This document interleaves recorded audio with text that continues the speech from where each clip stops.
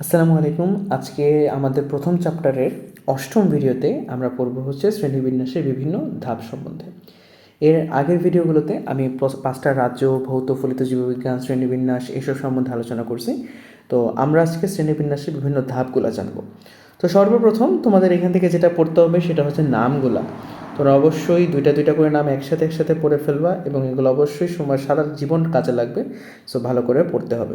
তো প্রথমেই হচ্ছে আমরা এইভাবে পড়তে পারি রাজ্য পর্ব, 2 নাম্বারটা হচ্ছে শ্রেণী পর্ব, এরপরে 3টা আমরা একসাথে পড়ে ফেলবো গোত্র, গণ এবং প্রজাতি। কী বললাম আবার যদি আমরা একটু বলি একসাথে। ফার্স্টে আমরা বলছি রাজ্য পর্ব, দ্বিতীয়তে আমরা বলছি হচ্ছে শ্রেণীবর্গ এবং লাস্টে আমরা একসাথে পড়বো হচ্ছে গোত্র, গণ এবং প্রজাতি। তো একই সাথে শুধু বাংলা নামগুলো না, ইংলিশ নামগুলোও পড়ে নিতে হবে। রাজ্যের ইংলিশ নাম হচ্ছে কিংডম, পর্ব হচ্ছে ফাইলাম, বা কখনো কখনো পর্বকে বিভাগও ডাকা হয়, তবে আসলে পর্ব যে নামটা সেটাই বেশি পরিচালিত বা বেশি পরিচিত, বা ইংলিশে ফাইলাম নামটাই বেশি পরিচিত। শ্রেণী, তার ইংলিশ নাম হচ্ছে ক্লাস, বর্গ হচ্ছে অর্ডার, গোত্র ফ্যামিলি, গণ জেনাস এবং প্রজাতি হচ্ছে স্পেসিস। তো এই ধাপগুলো সম্বন্ধে আমাদের জানার পর আমরা হচ্ছে চলে যাই মানুষের শ্রেণীবিন্যাসটা কীভাবে হয়। তো এই যে মানুষের শ্রেণীবিন্যাসটা, এটা কিন্তু তোমাদের একটা পরীক্ষাতে নাম্বারে কোয়েশ্চেন আকারে আসতে পারে যে মানুষ কোন রাজ্য, কোন পর্ব বা মানুষের শ্রেণীবিন্যাসটা ব্যাখ্যা করো। তো আমরা আস্তে আস্তে একটা একটা করে এই মানুষের শ্রেণীবিন্যাসটা দেখি। আমি কিছু পিকচার অ্যাড করছি, এগুলো তোমাদের বুঝতে হেল্প করবে। তো ফার্স্টেই যে জিনিসটা আসলে জানা জরুরি সেটা হচ্ছে রাজ্য সবাই হচ্ছে একটা না একটা রাজ্য বিলং করে। রাজ্য হচ্ছে একটা সার্বজনীন স্তর। আর এই জিনিসটা জেনে রাখো, রাজ্য হচ্ছে একটা সার্বজনীন স্তর। আর প্রজাতি হচ্ছে শ্রেণীবিন্যাসের একক। শ্রেণীবিন্যাসের একক হচ্ছে প্রজাতি। তো এখন রাজ্যের একটা সেট হচ্ছে আমাদের পর্বর একটা সেট হচ্ছে শ্রেণী। এইভাবেই হচ্ছে জিনিসটা আমাদের চলতে থাকবে। তো আমরা দেখব কি যে দুইটা প্রাণী যখন আমরা নিব, দুইটা জীব যখন আমরা নিব, তারা দুইজন একই রাজ্যতে বিলং করতেছে, কিন্তু আবার দুইটা পর্ব। তা আবার একইভাবে পর্ব থেকে শ্রেণী, শ্রেণী থেকে বর্গ, এইভাবে আস্তে আস্তে যখন আমরা প্রজাতিতে চলে আসব, প্রজাতি নামটা হবে হচ্ছে আমাদের অনন্য। প্রজাতি হবে হচ্ছে আমাদের অনন্য। যেমন মানুষের প্রজাতি হচ্ছে হোমো স্যাপিয়েন্স।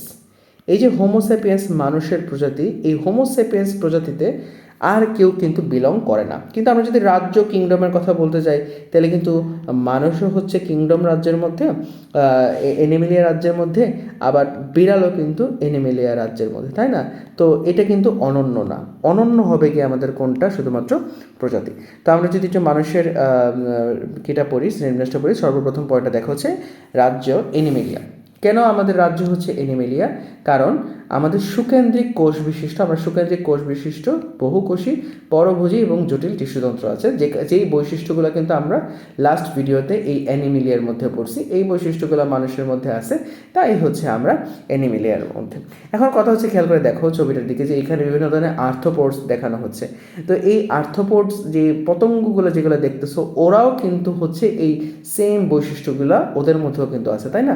এই যে বৈশিষ্ট্যগুলো এখানে লেখা আছে, যে সুকেন্দ্রিক কোষ বিশিষ্ট, বহুকোষী, পরভোজী, জটিল টিস্যুতন্ত্র, এগুলা মানুষেরও আছে, ওদেরও আছে। তাহলে আমরা এদের থেকে পৃথকটা করব কিভাবে?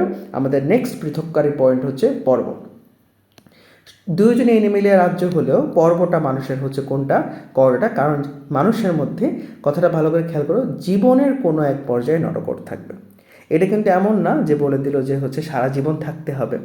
এটা জীবনের যে কোনো একটা পর্যায়ের মধ্যে নটকট থাকলেই হয়। আমাদের মধ্যে কিন্তু ভ্রূণ অবস্থায় জন্মের আগে আমাদের মধ্যে কিন্তু এরকম একটা মাঝখান বরাবর দণ্ড, এটা দেখতে পারতেছো, একটা নটকট বলে একটা জিনিস আমাদের মধ্যে কিন্তু থাকে। এই যে আমাদের মধ্যে যে নটকটটা থাকে, সেই নটকটটাই পরবর্তীতে কিন্তু কনভার্ট হয় হচ্ছে কিসে? মেরুদণ্ডের মধ্যে। তা আমাদের নটকট যেহেতু আছে, তাই হচ্ছে আমরা কোন রাজ্য, কোন পর্ব? কর্ডেটা পর্বের মধ্যে। এখন কর্ডেটা পর্বের মধ্যে যদি আমরা আসি, কর্ডেটা পর্বের মধ্যে আবার আলাদা করতে হবে হচ্ছে ম্যামালিয়া।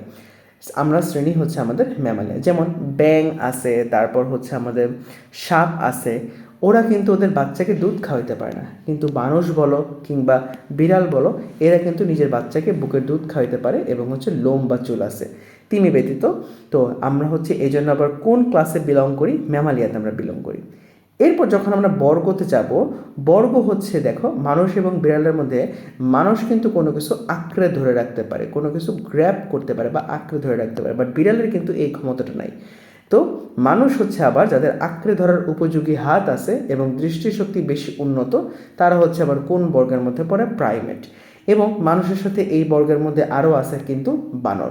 বানররাও কিন্তু দেখতে পাচ্ছ যে এখানে খুব ইজিলি কোনো কিছু গ্র্যাব করতে পারে। তো এরপর তাদের থেকে পৃথক করার জন্য আমাদের আছে হচ্ছে কি গোত্র। আমাদের গোত্র আমাদের সাথে মিলে হচ্ছে শিম্পাঞ্জি, গরিলা, ওরাংওটাং, ওরা আমাদের সাথে মিলে ওরা হচ্ছে হোমিনিডি গোত্রের মধ্যে।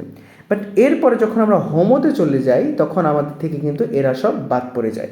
কারণ কি, আমাদের যারা হোমো গোত্রের গণের মধ্যে যারা অন্তর্ভুক্ত, তাদের মধ্যে কিন্তু মস্তিষ্ক থাকে সবচেয়ে বড় এবং খারাপভাবে তারা দুই পায়ে হাঁটতে পারে। ছবিটার মধ্যে দেখতেছো এই যে স্কালটা, এখানের যে স্কালটা আছে সেটা কিন্তু একটা ক্লোজ বক্সের মতন, যার ভিতরে কিন্তু কি থাকবে? ব্রেন থাকবে। বাট এর যে স্কালটা আছে সেটার দিকে খেয়াল করো, ওই রকম কিন্তু স্পেসই নাই ভিতরে। ব্রেন আছে বাট হচ্ছে অতটা সুগঠিত না মানুষের মতন। এবং তাদের হাতগুলা দেখো কি লম্বা লম্বা এবং ঝুলে ঝুলে আছে, এবং ওই তুলনায় পাগুলা কিন্তু শর্ট। সো ওরা হচ্ছে কিন্তু ঝুঁকে থাকে। কিন্তু মানুষ যারা আছে, হোমো যারা আছে, এই হোমোরা কিন্তু হচ্ছে খারাপভাবে দুই পায়ে হাঁটতে পারে। এখন কথা আসতে পারে তাহলে কি হোমোতে মানুষ ছাড়া আর কেউ আছে বর্তমানে? মনে রাখবা, হোমোতে বর্তমানে মানুষ ব্যতীত অন্য কেউ নাই। তবে আজকে থেকে বহু বহু বছর পূর্বে এই রকম কিছু প্রাণী ছিল যাদেরকে কিন্তু বলা হয়, ওদের নাম হচ্ছে কিন্তু হোমো ইরেক্টাস। তো এরাও কিন্তু হোমোই ছিল, কিন্তু এখন বর্তমানে তারা বিলুপ্ত হয়ে গেছে পৃথিবী থেকে। তো ওরা কিন্তু আমরা যে হোমোসেপিয়েন্স, সেই হোমোসেপিয়েন্স না, ওরা একটা ভিন্ন প্রজাতিতে বিলং করে। তো আমাদের প্রজাতিটার নাম হচ্ছে কি? আমাদের প্রজাতির নাম হচ্ছে হোমোসেপিয়েন্স। কারণ আমাদের চওড়া এবং খাড়া কপাল আছে, এই যেখানে যেরকম দেখতেছো। খুলির হাড় হচ্ছে হোমোগণের অন্যান্য প্রজাতির তুলনায় পাতলা হয়, এবং মানুষ হচ্ছে বুদ্ধিবৃত্তিকভাবে এদের থেকে অ্যাটলিস্ট উন্নত হয়।